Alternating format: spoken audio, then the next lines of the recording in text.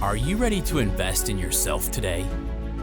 Welcome to the Wealth Builders Podcast, where investment leader Billy Epperhart teaches you how to build wealth through applied biblical wisdom. Scripture says in Deuteronomy 8:18, "Remember the Lord, your God, for it is He who gives you the ability to produce wealth." At Wealth Builders, our goal is to teach you how to build wealth through applied biblical wisdom in your finances, your business, and your investments. Now, let's join Billy Epperhart.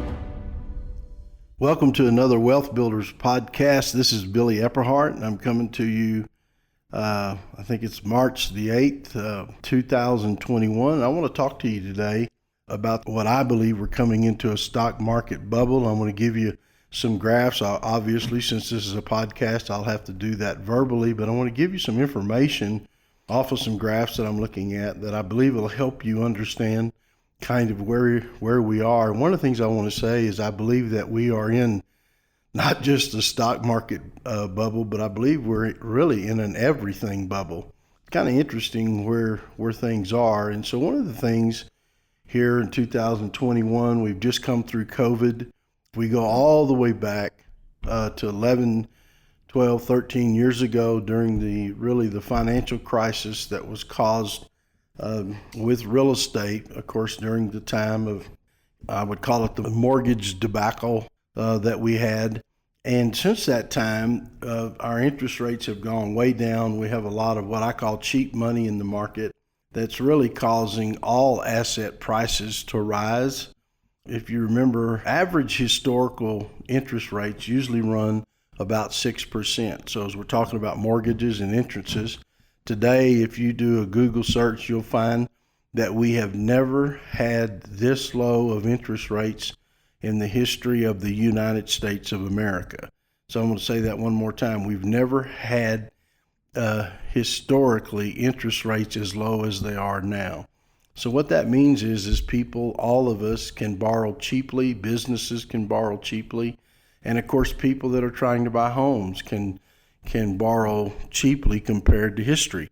And what that really means is if there's a lot of money supply and people are able to access that money supply, then you've got more money chasing less assets, which makes assets go up. And so today, during this podcast, I'm going to talk specifically about the stock market, and then I'll speak some to the real estate market.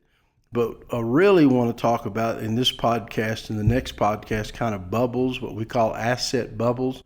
The reason the term bubble is used is because, what's actually happening is you get close. You use the term bubble because something is about to burst. And that means in the context that we're talking about, that assets could go down dramatically in value. So that's what we mean. And so remember to go to wealthbuilders.org. And that's our website that you can go get a ton of free information. We have a lot of blogs and vlogs on there that you can find. I don't know how many articles are on there now, but there's over 1,000 blogs that you can access on all kinds of information. It's all free. Everything is free on there. We also have a debt reduction. We call it the debt snowball calculator that's on there that you can use. And then in addition to that, we also have a real estate calculator that shows you whether or not, if you're interested in buying a piece of real estate, what we would call rental real estate, and what kind of total return would you get on that particular property. And it allows you to put in different variables. So remember, just go to wealthbuilders.org and you'll be able to find that. So let's get started here today talking about the stock market and the bubble, for example, that I believe that we're in. And so one of the first things I'll share with you is that when you look at how to value something, just value anything, there's certain metrics or measuring tools that we use to help us to know if something's overvalued or not. And so, for example, if you go back in history, gold, for example, is an interesting metric that you can use, let's say, to look at the value of houses. And if you look at history, going all the way back, if you go way back, and since here in the United States, and I fully realize we have people all over the world listening to this podcast, But if you just look at the United States and you look at what we would call a normal 3-bedroom, 2-bath home in the USA, that if you go back historically, back into the 1800s and bring it all the way forward to today, going back, you could that 200 ounces of gold, typically you'd be able to purchase a really nice single-family home for somebody to live in. So that's really and so gold, so no matter where you are, what you're doing, if you look at 200 ounces of gold today and you look at the price of a single family home, for example, in your area, or just look at the median price in America of a single family home, you'll find that 200 ounces of gold is close to, you should be able to purchase it in some cases for less than 200 ounces. And it's just simply a metric. That's the only reason we're using that. We're not talking about gold as an investment, and I will talk about that not in this podcast, but in other podcasts. But when we look at the stock market and we look at the metrics, there's one metric that we use. It's called price to earnings ratio. And the price to earnings ratio, let's say, for example, of the S&P 500, the Standards & Poor 500 is actually an index of the 500 largest stocks in the current stock market today, right? And so if you look at those and then you divide, for example, the number of shares into the price that the market is today, you go back historically, normally the price to earnings ratio is about 15 times. The price to earnings ratio is about 15 times.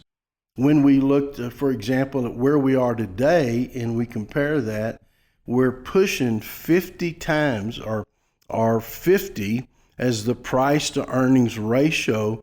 And remember, the standard is 15. So we're actually priced, the market is priced about 3 times as expensive right now when we look at it. And that just simply means that it's overpriced. In other words, that the value of stocks have gone up so much.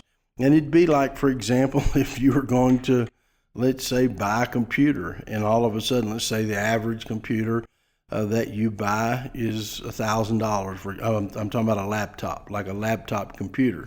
Let's say it's $1,000 for one that you could use and want. I know that's quite expensive because some of you listen and say, man, I just bought one for $300, but let's just say it's $1,000 so we can keep the math easy.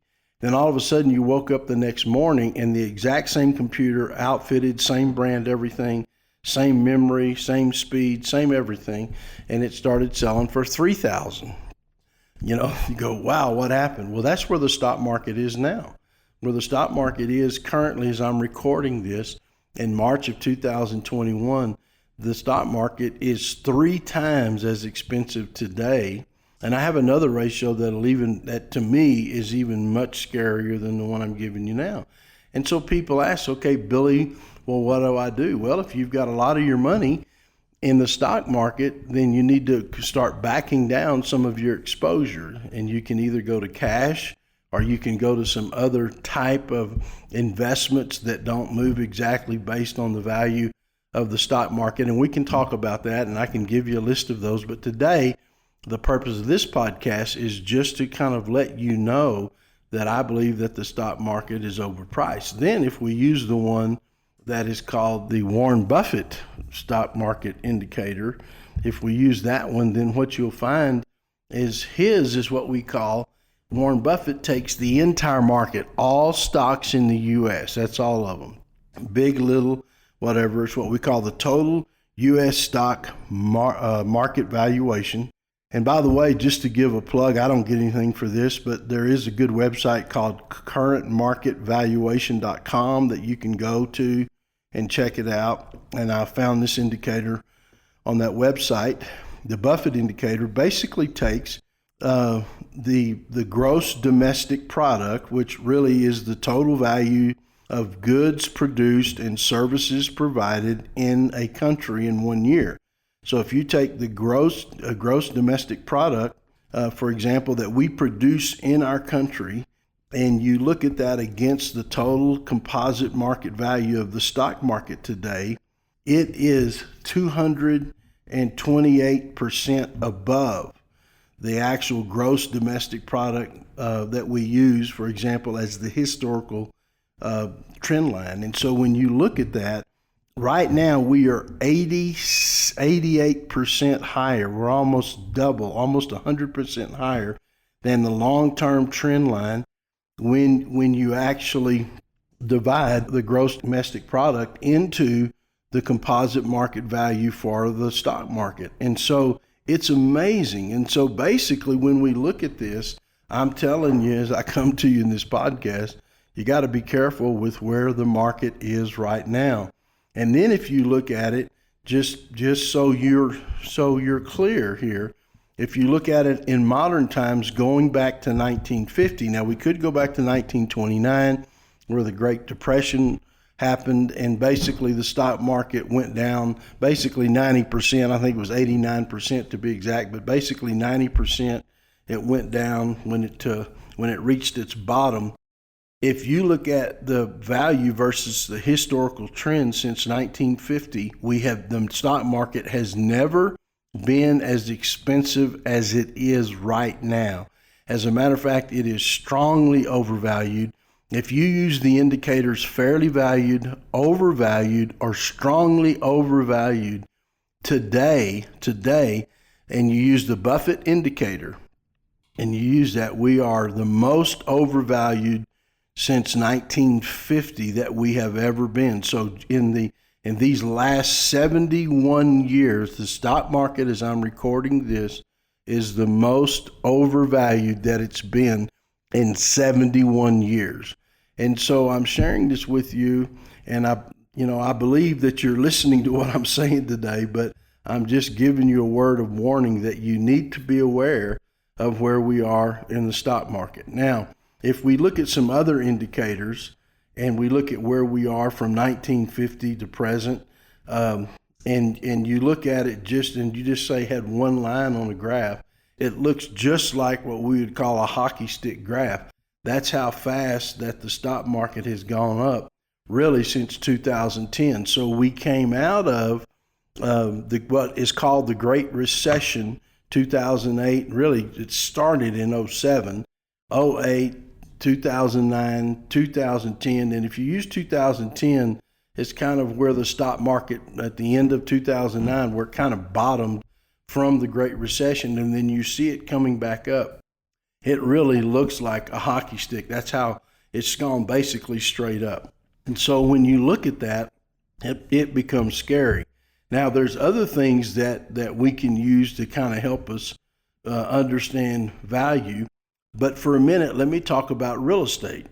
And as we look at real estate, I'm looking at a trend line that came from Real Investment Advice, and we're looking at the 12-month average of the composite home price going all the way back to 1990, okay? So we're going to go from 1990, we're going to go through the Great Recession, 08, 09, 2010, 2011, and we look at the trend line today. If we look at the trend line going back to 1990, today we are at least 20% above the trend line as we look at it today. We're at least 20% in the composite home price that we're looking at in the U.S.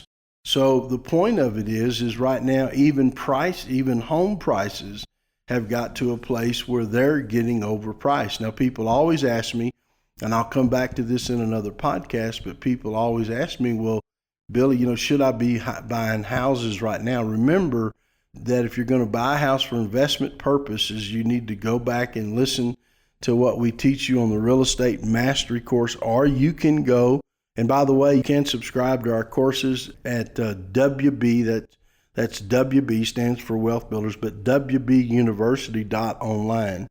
But you can also get for free the blogs that we have teaching you how to value, how to know if the piece of real estate is valued properly. So right now, for real estate, if you're buying it for your personal home, then in my opinion would be, as you're listening to this today, you're going to pay a little more money than you probably would have to. But if you need a place to live, then you buy it, and if the market goes down, you're just going to have to ride out the downturn.